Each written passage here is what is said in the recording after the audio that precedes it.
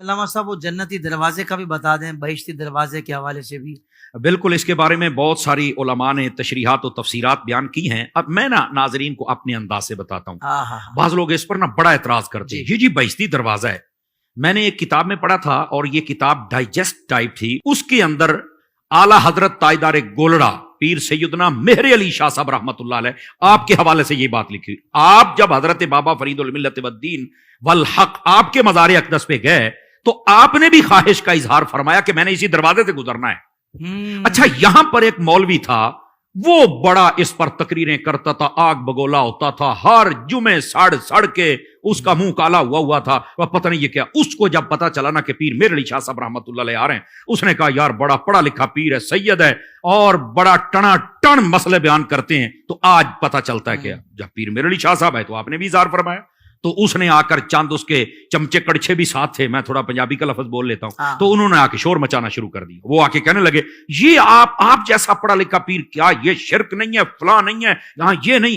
آپ نے جب دیکھا نا کہ یہ پورا جناب گرم ہو چکا ہے، تو آپ نے فرمایا بھیا روک کے ہماری بھی بات سنو گے ذرا، سمجھ آئی؟ اعلیٰ حضرت تاجدار گولڑا رضی اللہ عنہ آپ فرمانے لگے بھائی بات یہ ہے کہ تو ایک دروازے پر اتنا آگ بگولا ہو رہا ہے، مجھے ایک بات بتا، کیا اس کے دلائل تجھے حدیث میں نظر نہیں آئے؟ اس نے کہا حدیثوں میں ہے ہی نہیں۔ فرمایا میں حدیث پڑھتا ہوں تیرے سامنے۔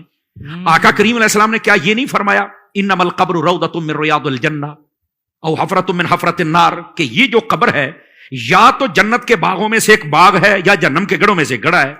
کہا بالکل یہ حدیث ہے۔ فرمایا رک جا پھر۔ فرمایا جہنم کا گڑھا کس کی قبر ہوتی ہے؟ کہا کافر کی۔ فرمایا بابا کے بارے میں کیا عقیدہ؟ کہہ رہا تھے تو مسلمان ہی ہوتا، لاکھوں مسلمان کی اپنی نگاہ فیض سے۔ اچھا، فرمایا مسلمان ہیں بلکہ مسلمان گر ہیں؟ کہا بالکل۔ ولی کامل ہے؟ کہا بالکل۔ فرمایا مسلمان کی قبر کیا ہوتی ہے؟ تو وہ کہنے لگا وہ جنت کا باغ ہوتی ہے۔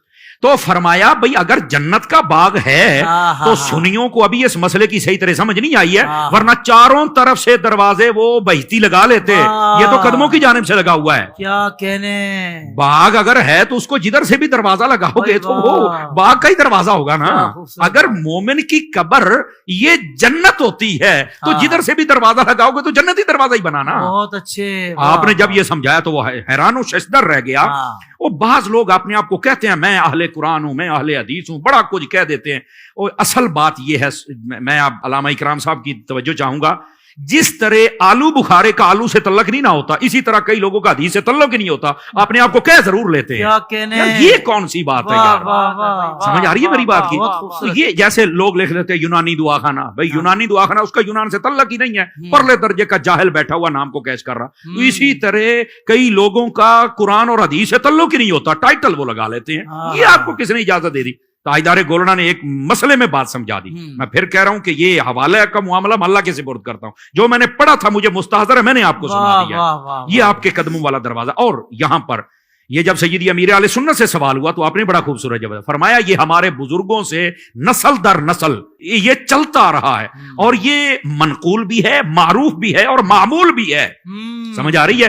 تو جب اتنی بات منقول و معروف و مشہور و معمول بیاہ ہو تو پھر ہم اس کا کیسے، ویسے بھی قبر جنت کا باغ ہے تو اس دروازے کو جنتی دروازہ کہنے سے مسئلہ کیا ہو رہا ہوتا ہے؟ ویسے بھی ضنی معاملات ہوتے ہیں نا، ضنی معاملات ہے، یہ کوئی عقائد کی اگر کوئی نہیں بھی مانتا اور اولیاء کو مانتا اور اس کی عقائد، ٹھیک ہے، دیٹس اوکے، لیکن یہ کہ اس کا یہ مطلب نہیں ہے کہ اس دروازے کی وجہ سے تم اولیاء کے دشمن بن جاؤ اور جو جاتے ہیں ان کو مشرک بنا دو، تو ایسی بات نہیں ہے۔ واہ واہ علامہ صاحب سلامت رہیے، آپ نے تو بہت خوبصورت انداز سے جن کو بات مطلب علمی بات سمجھ نہیں آتی، مجھے لگتا ہے کہ ان کو بھی سمجھ آ گئی ہوگی الحمدللہ، اور جو علم والے اور اللہ والے ہیں، اللہ والوں سے محبت کرتے ہیں، وہ تو ویسے ہی الحمدللہ بڑی عقیدت رکھتے ہیں، تو ان کے ذہن میں تو یہ فساد کی اور فتنے کی باتیں ہی نہیں آتی، بڑے وہ پرامن ہوتے ہیں۔